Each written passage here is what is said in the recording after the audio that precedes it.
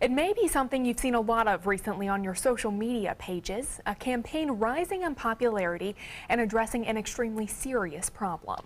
It's a movement that is empowering victims of sexual abuse to share their stories.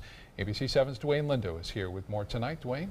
Well, Scott, mostly seen on Facebook and Twitter as #MeToo.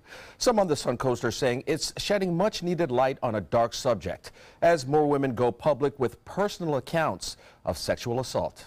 The phrase Me Too has been a motto for motivational speaker Linda Larson for decades. Recently posting a Me Too story on Facebook, what the campaign stands for is near to her heart. I was one of the people who experienced this, and I experienced it from a very young age. And when you are, 4, 5, 6 years old, you don't have a clue what's going on. Larson says the social media campaign is a great avenue for sharing stories in hopes of exposing the magnitude of this problem. I think we can all get on the same page.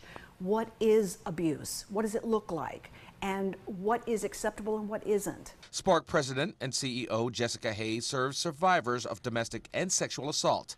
She says one of the hardest things about sexual violence is the silence that surrounds the issue.